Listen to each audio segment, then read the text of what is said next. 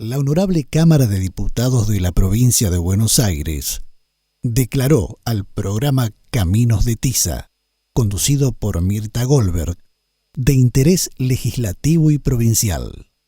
La legislatura de la Ciudad de Buenos Aires declara de interés educativo, social y cultural de la Ciudad Autónoma de Buenos Aires el programa periodístico Caminos de Tiza, conducido por Mirta Goldberg, y que se emite desde el año 2000 por la TV Pública.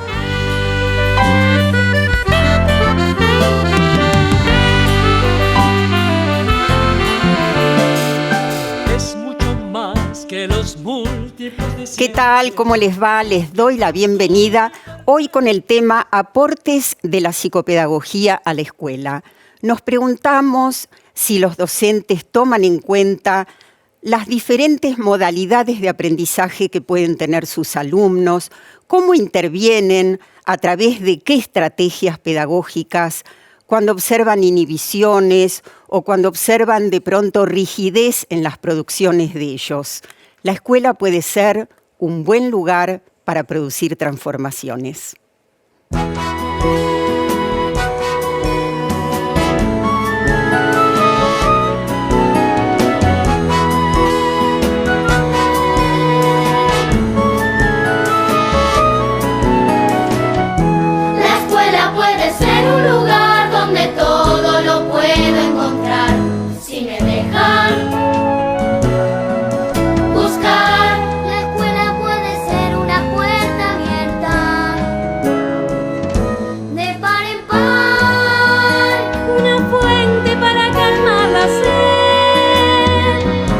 Espacio libre para imaginar el porvenir.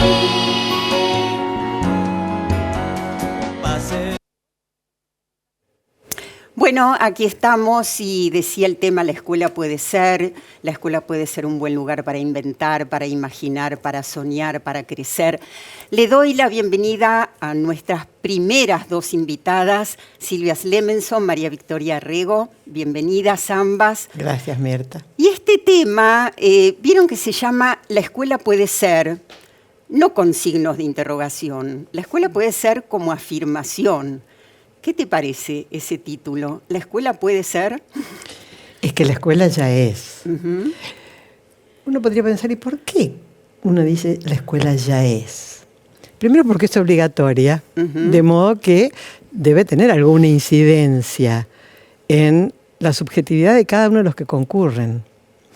Por otro lado, todos hemos participado de la escuela y sabemos la fuerza que tienen nuestros compañeros de escuela, nuestros semejantes y, ¿por qué no, los docentes que coordinan cada uno de los grupos y de los grados? Así es. La escuela seguro que deja impronta y que esa impronta en realidad fue mejorando, porque a mediados del siglo pasado todavía se podía escuchar a algún docente que decía mire, a su hijo no le da la cabeza, y entonces quedaba fuera de la escuela.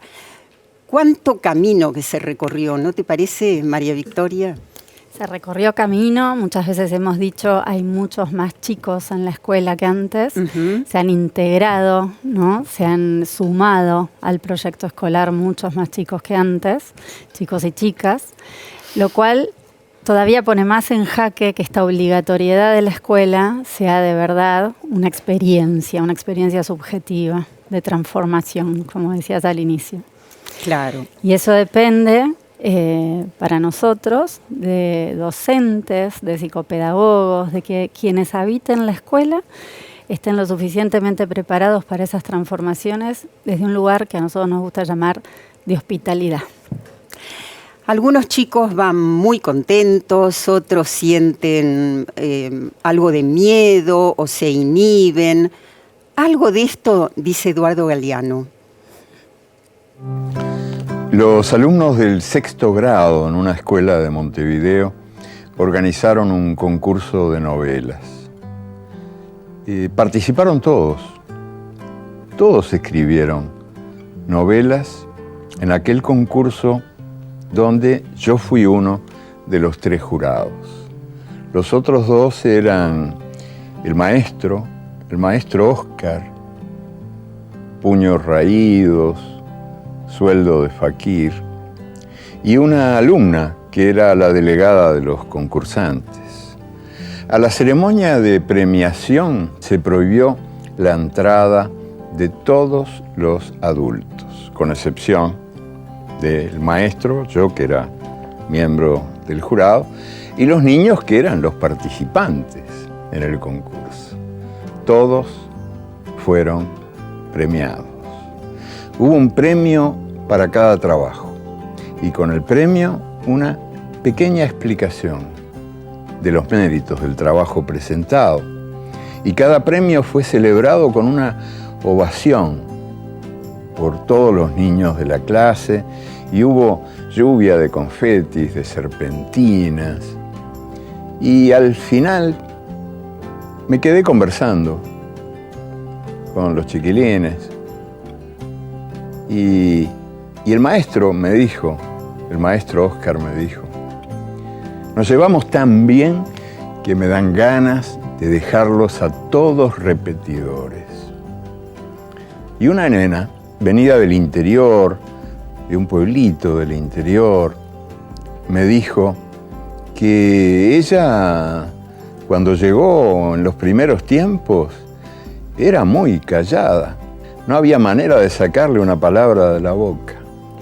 Y ahora, me dijo, el problema es que no me puedo callar y hablo todo el tiempo. Y yo al maestro Oscar lo quiero mucho, muchísimo, porque él me enseñó a perder el miedo de equivocarme. Bueno, cuántos miedos diferentes seguramente sienten los chicos e incluso las familias cuando ingresan, ¿no? Sí, por un lado los miedos, pero por otro lado también la función del docente. Porque pareciera a veces que la función del docente es casi exclusivamente instructiva. Uh-huh. Y sin embargo, en el ejemplo que esta niña le ha dicho a un personaje muy enternecedor, admirable, en aquello que le dijo, le quiso decir que la función del docente es también constitutiva del psiquismo, porque estamos muy acostumbrados a considerar que los padres somos quienes inciden en las marcas psíquicas definitivas. Esto es imprescindible. Uh-huh. Pero no son solo ellos. Y la escuela pasa a ocupar un lugar importante en la aceptación de esas marcas, pero en la potencialidad de la transformación. Uh-huh. ¿Qué le dice esta niña? Bueno, yo aprendí a callarme, pero acá, enfrentar al mundo de otra manera, me resultó más que interesante. Y lo quiero muchísimo. En muchas oportunidades no solo es querer, enojar también da buenos resultados. Bueno, y perder el miedo a equivocarse justamente en la escuela, donde no está nada mal equivocarse, ¿no es cierto? Le hicimos una pregunta a través del Facebook y del Instagram a ustedes. Les preguntábamos cómo intervienen cuando un alumno participa poco, se aísla, etc. Vamos a leer 2 de los mensajes y te damos la palabra, María Victoria. Uh-huh. Adriana Rodríguez dice, hola, suelo brindar a todo el grupo el tiempo y espacio para que puedan expresarse. Todos leen, todos comparten algunas anécdotas, todos dan su opinión, todos tienen la palabra, poco, mucho, repetido al principio. No es lo importante, cuesta que todos participen, pero luego se vuelve una dinámica diaria. Y dice al final, ellos mismos están atentos a que todos se expresen y participen. Y en esa misma línea, Paula Liliana Groisman, que es directora de la Escuela 23 del Distrito 18, estuvo hace mucho tiempo en el programa, dice, hay que habilitar encuadres de participación colectiva, espacios donde puedan contar a otros, a otras, lo que leen, escriben, investigan, dibujan, cantan, bailan. En la apertura de cada turno Cada viernes, niños, niñas socializan sus producciones, juegos que inventan en áreas de aprendizaje para que otros tomen sus ideas, comparten alguna danza o cuentan los logros obtenidos en algún espacio extraescolar. Debe habilitarse la palabra y entender la importancia de que un otro nos sostiene siempre, con la sola mirada a veces alcanza. Terminamos con la mirada y me quedo pensando en la mirada que Galeano trae como una mirada que se va de la escena, ¿no? Galeano juega un poco con la idea del adulto que se fue de la escena y propició, a excepción de él y del maestro Oscar, la producción de los chicos. Y digo, esa mirada no puede estar ausente en la escuela. La mirada del adulto tiene que estar, y me pregunto por esas miradas, ¿con qué se cargan esas miradas? Que son miradas interpretativas. Miradas hipotéticas, miradas interpretativas sobre aquello que se detiene, aquello que cuesta, aquello que trae, como decía Silvia, enojo, angustia. Todas estas afectividades tan presentes en el día a día de la escuela, donde el adulto es quien comprende, y no comprende a ciegas, no comprende como una tabula rasa, comprende con teorías, comprende con palabras, y a partir de esa comprensión es que interviene. Uh-huh. Bueno, justamente ustedes, autoras de este último libro que se llama Subjetividad y Escuela, le dan mucha importancia y desarrollan mucho las intervenciones de los docentes en relación a las distintas maneras de aprender que tienen los chicos. Hablemos un poco sobre qué diferentes modalidades de aprendizaje se expresan en la escuela. Tantas como niños que concurren a la escuela. Uh-huh. De modo que el problema no es exactamente la modalidad, uh-huh, o sea, la forma de aprender, sino aprender siempre del mismo modo y no modificarlo. Porque es contradictorio con pensar en aprender. Aprender es un proceso de incorporar novedades. Para incorporar novedades hay que cambiar. Pero no tanto, porque si no se transforma en otra persona.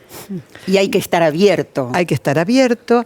Y por sobre todas las cosas, aquel que tiene una tarea de un compromiso máximo al interior de la escuela es el docente. Porque así como los padres de los orígenes son quienes pueden prever desarrollos, el docente tiene que abrir la escucha para potenciar oportunidades de cambio. Ahora, y acá hay una cosa muy interesante que planteó Liliana Groisman, uh-huh, y es la potencialidad de cambio se juega en la escuela, porque no la da el docente, la da la existencia de todos los otros compañeros diferentes. De modo que preguntarse por cómo lo hizo, qué pasó. Y vos y yo ya incluye el cambio. En ese intercambio. A ese intercambio nos gusta decirle en este libro conversación. Uh-huh. Es decir, es la oportunidad de conversar reflexivamente. Y la dinámica de la conversación está a cargo del docente. Por eso porque es un trabajo tan fuerte, claro, claro. Y que la habilita por contradicciones, ¿y qué dijo él? Pero no es lo mismo que pensaste. ¿Y entonces cómo? ¿Escucharon lo que dijo tal? Exactamente. Claro. Ahora, vos hablabas del compromiso máximo. Creo que en relación a los docentes, el momento de compromiso máximo que todos observamos fue durante la pandemia. Y vamos a ver una escena del vaivén de las escuelas.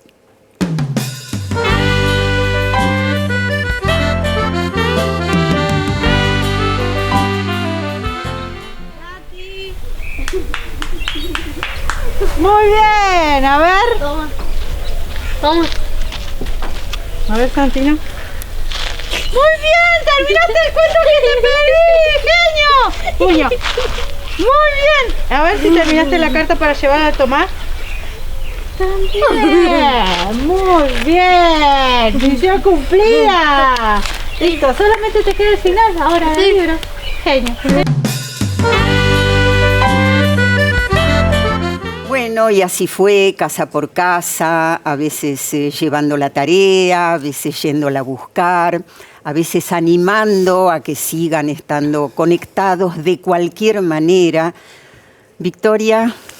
La pandemia yo creo que fue una experiencia única que no nos la buscamos, o por ahí un poco sí, como dice Alessandro Barico. Pero eso es tema de otro programa.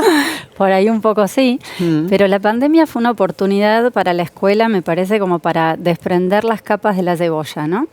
Se fueron perdiendo y resquebrajando formas de la escuela, tiempos y espacios de la escuela que tuvieron que reinventarse.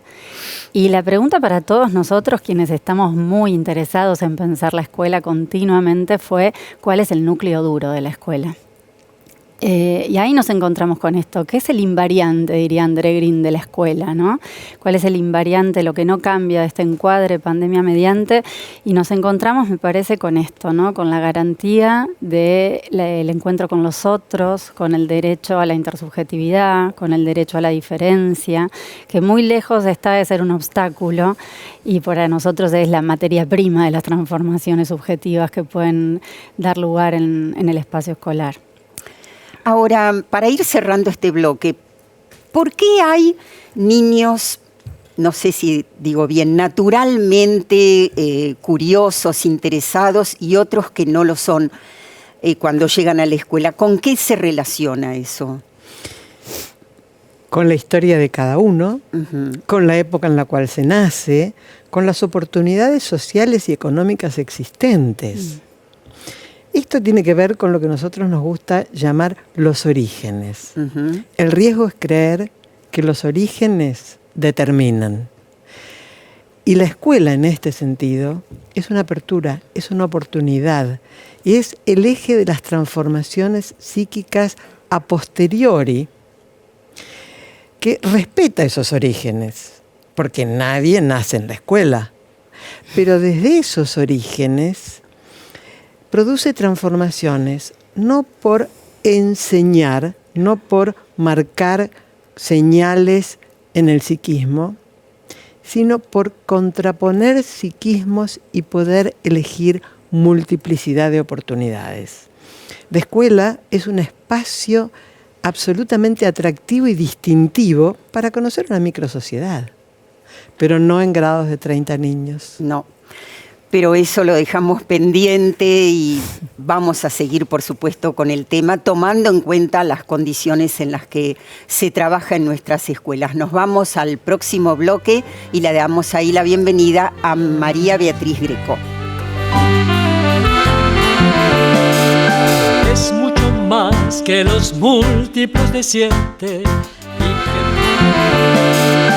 es mucho más que los múltiplos. Acá estamos de 7. Entonces, la incorporamos a Beatriz Greco. Bienvenida, Beatriz. Gracias, y en realidad no las presento porque ustedes se conocen muy bien profesionalmente desde ya. ¿Por qué?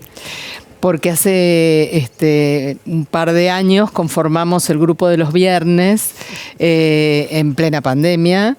Que fue uno de esos lugares para pensar con otros y con otras, éramos todas mujeres, y que, bueno, me parece que justamente nos dio esa energía que provee el lazo, ¿no? De poder pensar con colegas, de poder aportarnos teorías diferentes, maneras distintas de pensar el aprendizaje, la escuela, la subjetividad. Bueno, antes cuando hablábamos un poco de los chicos que participan o no participan, me acordaba que hace muchos años, cuando vos hiciste, Silvia, un video para UNICEF, había una maestra que había dicho, a ese chico no le conozco ni la voz. Y estas cosas pasan, a lo mejor, como decías antes, sobre todo en esos grados de 30 chicos. El tema es cuánto se pierde un docente si hay un solo niño al que no le conoce la voz. Efectivamente, si hay un solo niño a quien no le conoce lo que llamaríamos la singularidad, las características particulares, las características únicas. Exactamente, porque cada uno tiene una modalidad única. y los adultos la defendemos. Pero, ¿qué pasa en la escuela? Y una escuela de 30 niños silencia. Habla el que más puede, el que más fuerte puede expresarse. Y la escuela tiene por objeto obtener desarrollos en todos, a cada uno como pueda. Claro. Esto es muy difícil. Es muy difícil y seguramente, Beatriz, vos de esto conocés bastante, estuviste en distintos momentos en el Ministerio de Educación de la Nación, conocés muchas experiencias de docentes que a veces tienen esta situación y le van buscando la vuelta. Sí. También pensemos cómo nace la escuela. La escuela nace como un dispositivo histórico en un momento determinado, ¿no? Donde piensa que los chicos y las chicas llevan adelante procesos idénticos. Una escuela que fue pensada en otro momento para otras subjetividades. Yo creo que es hoy, y la pandemia ha hecho también su trabajo, en detenernos justamente a pensar las singularidades, como dice Mirta. Que no se tomaban en cuenta. Que no se tomaban en cuenta, pero porque la misma estructura escolar no conduce a eso. Ahí yo creo que hay una tensión, porque la escuela es el lugar de lo común, pero no necesariamente de lo homogéneo. Es el lugar de lo común hecho de diferencias. Ahora, fíjate, en la escuela tenemos diseños curriculares, tenemos normativas, puestos de trabajo de cada docente, ¿no? Que tiene que cumplir un determinado programa. Es decir, hay un conjunto, ¿no? de elementos que estructuran un encuentro cotidiano. Yo creo que de otra manera no se podría, ¿no? alojar millones de chicos todos los días, todos juntos, todas juntas, en un espacio público. Porque lo que hace la escuela es justamente, bueno, alojar en lo público las diferencias. Así es. Escuchamos antes a una docente y bueno, lo que no podía faltar en el programa también son las voces de los chicos.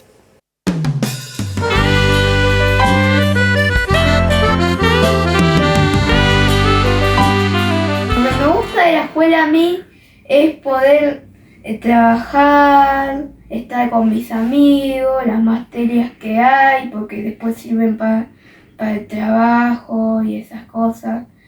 Y porque a mí me gusta ir a la escuela, pues voy con mis amigos, me divierto en los recreos y estudio para tener una vida muy buena. Lo que me gusta de la escuela es aprender, estudiar, los recreos, divertirme con mis amigos. Hola, me llamo Facundo, voy al colegio Tierra Nueva y lo que me gusta del colegio es compartir el espacio con mis amigos y también me gusta mucho educación física e informática. Bueno, los amigos, el recreo, divertirse. Victoria. Sí, los amigos que en realidad, como decía Bea hace un rato, no son los amigos de la armonía, son los amigos de los enojos, de las peleas, de las discrepancias que tenemos. Nosotras ejercemos estas discrepancias que pregonamos también, ¿no? En el grupo de los viernes. Las diferencias enriquecen, las diferencias iluminan las propias áreas de desconocimiento, de ignorancia, de insuficiencia. Me parece que los chicos esto lo tienen a veces más claro que los adultos, ¿no? Bueno, que tiene que ver con eso, con divergir. Bueno, me imagino que es importante que el adulto, en este caso el maestro o la maestra, favorezcan, ¿no? Estos encuentros de los chicos entre sí. Y también seguramente esto es lo que le da sentido a la escuela, lo que le da la razón de ser, porque si no sería lo mismo que el homeschool, que muchos durante la pandemia recurrían a esa posibilidad. Sí, ¿Vea? Eso es interesante porque es un espacio otro, la escuela. Entonces, en la medida en que ofrece elementos, ¿no? que difieren del contexto de crianza, allí complejiza esto que dice Vicky, introduce conflicto y también abre un horizonte de conocimientos que no están dados naturalmente en la sociedad. Incluso en algunos aportes teóricos que hemos compartido los viernes, desde dos filósofos belgas, Simons y Mayer, ellos dicen, es un tiempo suspendido. Que suspende las exigencias de productividad, el tiempo acelerado que muchas veces vivimos. Bueno, ojalá la escuela logre, todas las escuelas, de alguna manera, generar ese lugar, de acogimiento, ¿no? De alojamiento, de hospitalidad. Así es. Nosotros les decíamos antes, les hicimos una pregunta. Vamos a leer un mensaje más que es de Mercedes Gil y dice, en relación a que a veces los chicos tienen inhibiciones, dice, ojalá haya uno solo con esas características. La situación actual es preocupante, al menos es mi experiencia. Déficit de atención, de comprensión. Tendríamos que decir que, esta es una época en la que hay algunos temas polémicos, ¿no es cierto? Esto de hablar del ADD, el déficit de atención, o la medicalización, o la educación emocional, son temas que ustedes también abordan en el libro. Sí, respetando también las distintas disciplinas y sus postulamientos. Lo que pasa es que ahí uno piensa, ¿y qué nos toca? Desde nuestro propio enfoque psicopedagógico en la comprensión de las modalidades. No nos toca la acusación de un déficit temporal en un niño. Eso le toca al neurólogo. La escuela tiene que poder incluir esta diferencia en el uso del tiempo y ordenar en el intercambio las oportunidades que a uno u otro niño se les producen. Porque no es que desestimemos la problemática neurológica. Al contrario, la estimamos mucho. Pero ¿en qué incidimos? En las oportunidades de desplegar lo que nos gusta llamar un humanismo crítico. ¿Qué quiere decir eso? Potenciar los aspectos posibles de cada uno de los sujetos y transformar entre ellos aquellos que tienen que ver con la inclusión y la oportunidad para que el otro sea otro. Porque en la medida en que el otro sea otro, nos modificamos juntos. Y pensar en la hospitalidad no es pensar en ser bueno, sino en poder sorprenderse de la diferencia y tratar de comprenderla, de buscarle otra vuelta, claro, de incluirla. Que hay, exacto, una relación entre una escuela inclusiva y los problemas de aprendizaje o las distintas modalidades o los distintos tiempos. Me acordaba que en el reglamento de la mayoría de las escuelas privadas dice algo que, tomando lo que vos decís, suena realmente antipático, por decirlo, que es: la escuela se reserva el derecho de admisión. Nosotros trabajamos un concepto a lo largo del libro que tiene que ver con la filosofía de Derrida y que es hospitalidad, que ya lo hemos nombrado, pero además, y volviendo a la pandemia, hay metáforas muy potentes que dejó la pandemia que a mí me gusta retomar, y una es la del docente que convocaba a una reunión por Zoom, y en el Zoom el docente se llamaba anfitrión. Sí. Y era quien invitaba, ¿no? Quien invitaba. Quien convidaba. Quien convidaba. Y creo que es Carlos Escliar quien en algún artículo desarrolla esta capacidad del anfitrión, no de invitar al huésped, sino que es el huésped quien tiene que elegir al anfitrión. Algo así como este maestro que lo quiero mucho, muchísimo, que hablaba Galeano, ¿no? Pensar que son los niños quienes tienen que elegirnos como terapeutas, quienes tienen que elegirnos como docentes, que nosotros desde la clínica estamos acostumbrados a esto que le llamamos transferencia. Y por qué no pensar en una corriente amorosa de confianza y de expectativa puesta también en el trabajo docente, ¿no? Claro.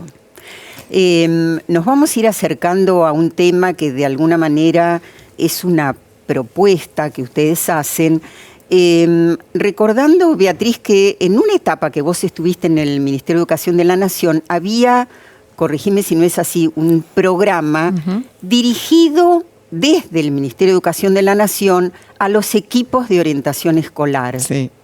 Sí, así fue, digamos, fue a fines del 2009, por primera vez el Ministerio se plantea desarrollar una línea de trabajo que se dirige directamente a profesionales de la psicología, la psicopedagogía, el trabajo social, considerándolos como parte del sistema educativo, porque claro, vos sabés que en todas las provincias, todas las jurisdicciones de nuestro país hay equipos de orientación escolar. Y ahí enlazo con un tema que veníamos conversando recién y que lo hemos conversado los viernes, que tiene que ver con esta tendencia a patologizar toda diferencia.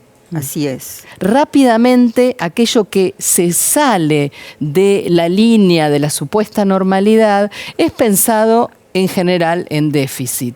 Y por lo tanto, reclama, pareciera, un diagnóstico rápidamente, cuando no una medicalización. Y cuando no una medicalización. Entonces ahí me parece que hay un riesgo, no por el diagnóstico en sí, que es absolutamente necesario para investigar esas modalidades de aprendizaje que las colegas han trabajado también, pero no como una etiqueta que a veces se lleva de por vida y que anula la posibilidad de esto que decía Silvia, en todo caso, de abrir otras oportunidades, otros horizontes, otras maneras de hacer. De abordar también. Y de abordar. Claro.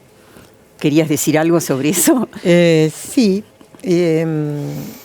Entender que la escuela es un espacio de transición. Desde los orígenes, es decir, de aquellas improntas que cada uno trae por la casa, por la época, por el momento, y la salida a la sociedad. Como este niño que decía, yo voy a la escuela para aprender a trabajar. Es verdad, porque en verdad no aprende a trabajar, sino que retoma los ejes de un intercambio posible, que en la situación escolar incorpora los dinamizadores sociales, de respeto, de oportunidad de intercambio, de inclusión de lo excluido y de la pérdida de la descarga sobre el otro para iniciar sobre el otro un proceso reflexivo. Preguntarse por el semejante, ¿quién es? ¿Qué le pasa? ¿Por qué no habla? Y en todo caso, en el intercambio con el grupo, enriquecer la potencialidad de la inclusión de ese otro. También en la sociedad suceden estas cosas. Y quienes no acordamos con la exclusión por los menores recursos, incorporamos la reflexión sobre las necesidades de ese otro. Sí, pensaba que a veces pasa totalmente desapercibido esos, ustedes lo llaman conversaciones que tienen los chicos. Imagínate cuando un chico le dice a otro, no, a mí mi mamá me dijo que los reyes no existen, y el otro está seguro que sí. ¿Y qué pasa ahí? Bueno, tambalean las certezas, tambalea el origen, y eso es lo que buscamos en la escuela, que se ponga en tensión lo histórico con lo actual. Para eso estamos con otros, no para repetir, para homologar, justamente para trastabillar lo tenido por cierto, y no solo por cierto, sino por único. Claro. Las colegas dicen en el libro, hay un título que me gustó mucho que es Aprender es un problema. No es, habrá problemas de aprendizaje singulares, sin duda, pero aprender es un problema.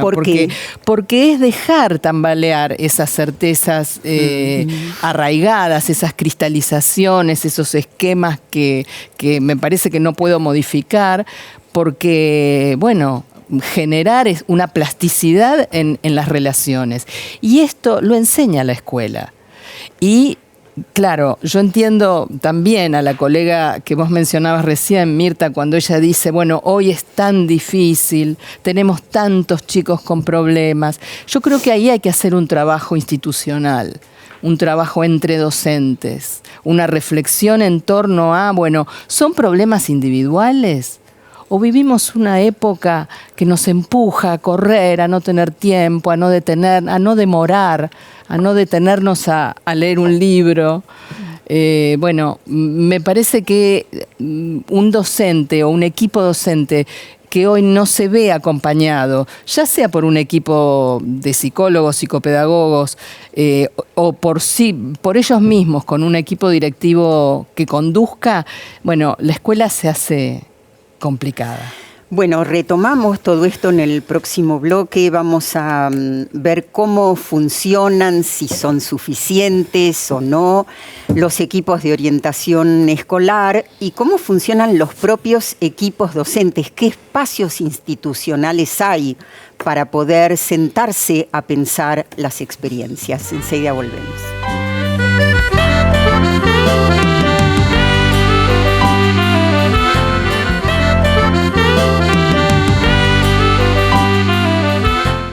Seguimos entonces, les voy a leer dos mensajes.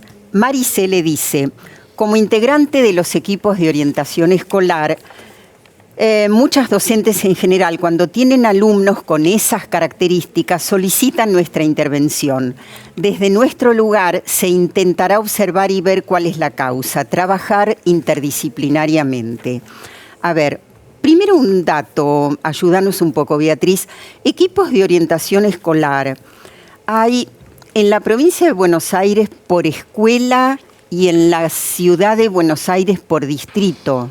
Sí, en general, en la provincia de Buenos Aires existen orientadores educacionales, orientadores sociales, maestros de apoyo, que forman parte de lo que sería la planta funcional de las escuelas, pero también hay equipos itinerantes. Uh-huh.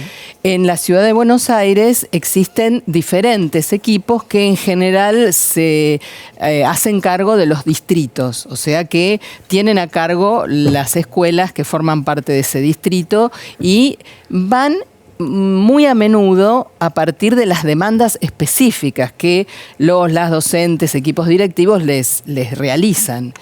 Y esas demandas, efectivamente, en general son por determinados chicos uh-huh. y chicas con cierta, como dice la colega, sí. con ciertas características.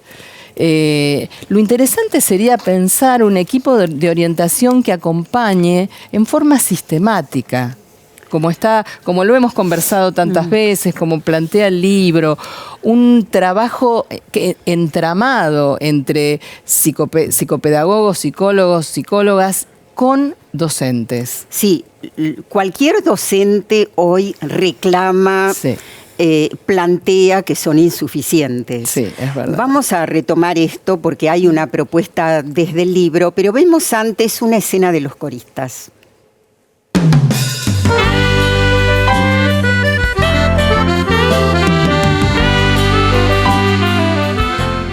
Le lendemain, sur le chemin du retour, mon enfance me sautait à la gorge. Après le renvoi de Mathieu, ma mère me reprit avec elle. Nous sommes partis à Lyon, où je fus reçu au conservatoire. L'ingénieur voulut me remettre en pension. Elle refusa. Ricoeur. J'ai du bon tabac dans ma tabatière. J'ai du bon tabac, tu n'en auras pas. T'es interdit de fumer, hein. Alto, à gauche. Ilouz. L'amour est enfant de bohème. Il n'a jamais connu de loi. Soprano, évidemment, à gauche. Bien, Pépino.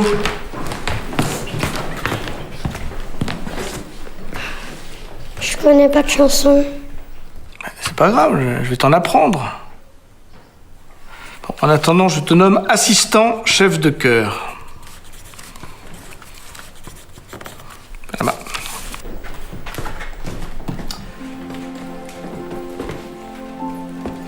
À ma grande surprise, tous les élèves s'exécutèrent. Tous, sauf un. Tu n'écris pas ? Tu es là depuis combien de temps? Ça fait longtemps? Je sais pas. Allez, écris, petit bonhomme.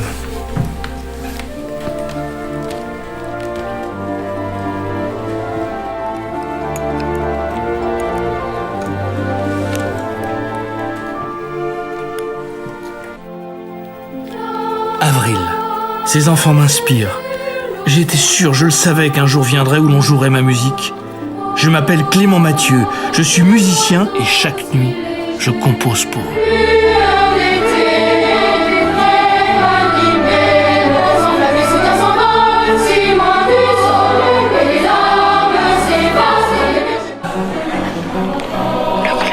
Ouais, on est toujours copains. Bah ouais, pourquoi? 53, ça fait combien? Bah, 53.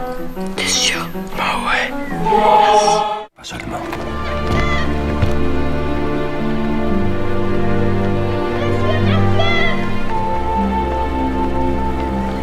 Attendez-moi 2 secondes.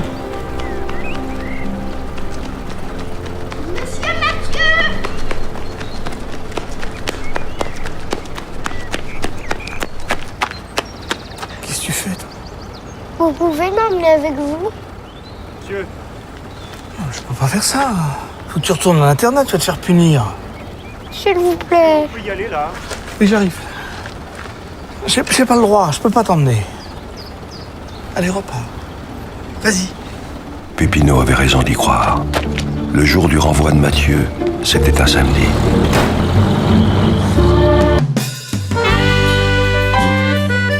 En realidad es una escena de la película Los Coristas comentada, pero mejor la vamos a comentar acá. Beatriz. A mí me parece en esa pequeñita última escena hay algo muy interesante y a la vez muy conflictivo en la escuela, que es el tiempo. El tiempo de la subjetividad, el tiempo singular, de los procesos, de lo que cada niño, niña, adolescente va desplegando, alcanzando, logrando, yendo para atrás, y los tiempos escolares, ¿no? Uh-huh. Entonces, ahí es donde muchas veces encontramos una diferencia, una disidencia, y donde me parece que un equipo, entre equipos de orientación y equipos docentes, se pueden pensar allí estrategias perfectamente para diferenciar trayectorias. Ustedes hablan en el libro, Victoria, de pensar psicopedagógicamente la escuela. Uh-huh. Esto es algo nuevo. ¿Y qué quieren decir con eso? Yo creo que se deriva de una discusión que tuvimos mucho tiempo y seguimos teniendo, que tiene que ver con qué vamos a decir nosotros desde la psicopedagogía acerca de la inclusión. Esta palabra un poco gastada, un poco repetida. Un poco referida a veces solamente a la incorporación de sectores vulnerables, sí, pero es mucho más amplio. De sectores vulnerables y también, como dice Denis Nachmanovich, la inclusión en un recipiente común, un recipiente preestablecido, que ya tiene una forma, que ya tiene un tamaño y que hay que ubicarse ahí, ¿no? Lo interesante acá en Los Coristas justamente es que el maestro no puede ubicar a este niño, ¿no? A uno lo manda a la derecha, otro a la izquierda, ¿no? Barítono, soprano, pero al personaje no lo sabe ubicar y es lo mejor que le puede pasar a este niño, ¿no?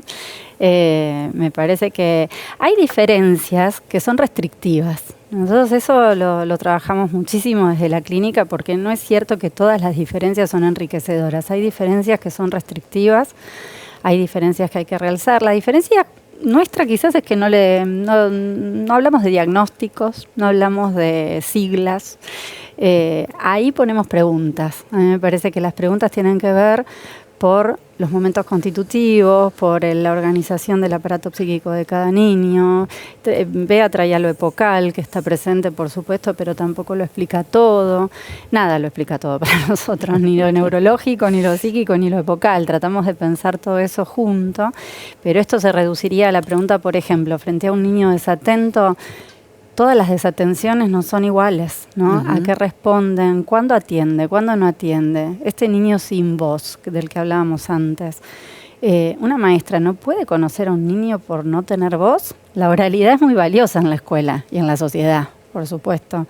Pero eso no significa que no pueda conocerlo, que no pueda hipotetizar que no pueda pensar las restricciones en qué momento empiezan a adquirir plasticidad o no, y qué hay que hacer con eso. Y ese es el diálogo que proponemos entre los docentes y los psicopedagogos. Ahora, Silvia, ustedes hablan en el libro de el psicopedagogo institucional y los docentes. Ahora nos vas a decir, bueno, ¿qué posibilita eso? Y después hay una segunda propuesta que es la del trabajo en pequeños grupos. Hablemos un poco de ambas. Bueno, como siempre, comencemos por el final. ¿Por qué en un pequeño grupo? Porque creo que era la directora de una escuela, en uno de los comentarios hablaban del concepto de encuadre. Es decir, la oportunidad del intercambio entre los sujetos de manera estable. 30 alumnos coordinados por un docente, es imposible generar un encuadre en el cual la subjetividad circule. Uno puede decir, bueno, me transformo en un docente que respeta la emocionalidad en la singularidad, pero eso no es suficiente, porque eso es respeto por el semejante, pero no promueve una transformación. Para que las transformaciones puedan circular en la escuela, tiene que poder circular una energía psíquica, la cual la llamaremos afecto, que se genera exclusivamente a través del intercambio entre los semejantes en un pequeño grupo coordinado por un adulto. Sabemos que esto es muy difícil porque las aulas cada vez son más numerosas. Empezamos a pensar por qué no mantener los intercambios al interior del aula, en un pequeño grupo, y poder entender, y ahora respondemos a la primera de tus inquietudes, que se hace necesario la circulación del afecto, que no es masiva, sino entre conocidos, entre expectativas de despliegue, si bien elegidos al azar, porque esos pequeños grupos no están estigmatizados, sino que permanecen juntos en un mismo grado, coordinados por un docente, que en una oportunidad estará con un grupo, en otra con otro. Se va creando un clima de confianza alrededor y al interior de ese pequeño grupo. Lo que es interesante es que los niños dicen, voy a la escuela porque quiero a mis amigos. Y no son amigos de todos, son amigos de algunos. Con aquellos que comparte su propia emocionalidad. La emoción existe, pero para poder compartirla tiene que haber un encuadre, un tiempo, una oportunidad de circulación del afecto. Positiva, negativa, no importa la calidad de ese afecto, sino que genere cimbronazos, genere cambios entre conocidos. Sí, me parece más factible el trabajo en pequeños grupos que poder contar con un psicopedagogo institucional que tenga encuentros periódicos con los docentes. Me parece que a nuestro sistema educativo le falta mucho para eso, pero por lo menos saber que hacia allí habría que ir. Victoria. Es casual que vos hayas puesto el video de Galeano, porque nosotros terminamos el libro, creo que con una frase de Eduardo Galeano, claro, definiendo la utopía como esto, ¿no? Como caminar hacia un horizonte. Está bueno, me parece, tener ideas utópicas. Beatriz. Lo que pasa, Mirta, que también hay algo de una forma de relación entre los equipos de orientación y las escuelas que a mí me gusta llamar la demanda desimplicada, y es la derivación. Una vez que derivo al equipo de orientación, ya está, no es mi problema. Eso obstruye un trabajo conjunto y una reflexividad del trabajo docente. En cambio, tiene que poder haber una interpelación mutua, porque los psicopedagogas tampoco conocemos del todo verdaderamente el trabajo pedagógico que supone una propuesta, una evaluación, un llevar adelante. Yo te diría que sí es posible pensar en intervenciones institucionales si nos corremos de la idea de que el psicopedagogo tiene que mirar niño por niño. porque entonces no nos va a alcanzar un equipo de orientación por alumno o por alumna. Pero también es interesante, Bea, que si los docentes tienen que poder mirar un pequeño grupo, también el psicopedagogo puede empezar a pensar en cómo asistir a ese docente, claro, como para que despliegue mayor cantidad de preguntas sobre cada uno de esos niños de ese pequeño grupo. Y entonces pensar, ¿y con fulano qué hago? ¿Y por qué? ¿Y mengano? ¿Y cuál será la estrategia de subjetivación correspondiente a las particularidades? Y preguntarse e intervenir y darse tiempo como se dio el coordinador en la película de los coristas. Así es. Bueno, de despedida, una última idea cada una y nos vamos a la bibliografía. Beatriz. Creo que la escuela que recibe tantas críticas, que está tan vapuleada también, es un espacio de una enorme potencia y que efectivamente es productora de subjetividad y de transformación. Estoy convencida de eso y bueno, la psicopedagogía o la psicología tenemos mucho para aportar desde allí.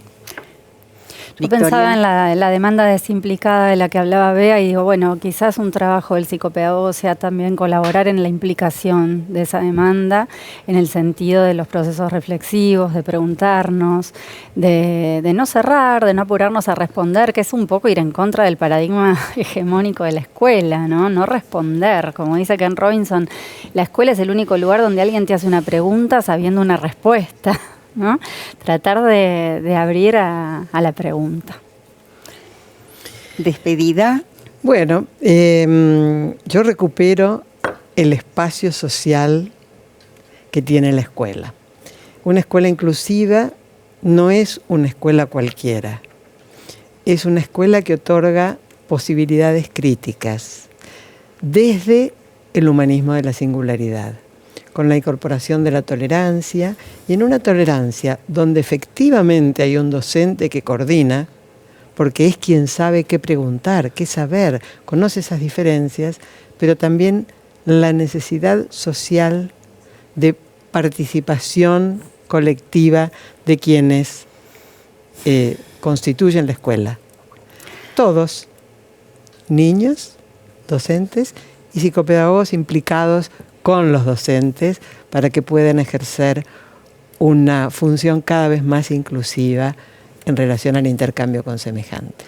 Y padres y madres incluidos también, de alguna manera, ¿no? Porque son muy ricos a veces los intercambios con ellos, que llegan a la escuela con muchas preguntas, con preocupaciones y pendientes de qué imagen, ¿no es cierto?, les devuelve la escuela de ese hijo que ingresó. Bueno, nos vamos a la bibliografía. Este primer libro que acaba de salir, Subjetividad y Escuela, Intervenciones psicopedagógicas en la institución escolar. Les cuento que uno de los capítulos se llama El espacio escolar entre el sostén de lo común y el realce de lo singular. Y donde, por supuesto, se desarrolla mucho de lo que hablamos aquí. Las autoras son Silvia Slemenson y María Victoria Rego, nuestras dos primeras invitadas. Un libro, Modalidades de aprendizaje, el afecto en la clínica psicopedagógica y el espacio escolar, de Silvia Slemenson, que tiene sus años y que es absolutamente vigente. Nos vamos a otro, de María Victoria Rego, Transformaciones en niños con problemas de aprendizaje. Lo hemos presentado aquí en el programa hace algunos años, ¿te acordás, María Victoria? ¿Cómo no? Y por último, de María Beatriz Greco, este libro que se llama La autoridad como práctica, encuentros y experiencias en educación y formación docente. Gracias otra vez a las tres y nos vamos pensando, bueno, que la escuela es mucho más que la didáctica de las diferentes disciplinas, la planificación, la normativa. Y acá una cosa que se hizo muy presente es la calidad de las intervenciones de los docentes en búsqueda de una escuela que pueda ser cada vez más satisfactoria y más placentera para los alumnos. Gracias, hasta la próxima semana. Auspició este programa CETERA, Confederación de Trabajadores de la Educación de la República Argentina. SUTEBA, Sindicato Unificado de Trabajadores de la Educación de Buenos Aires, acompaña este programa. Confianza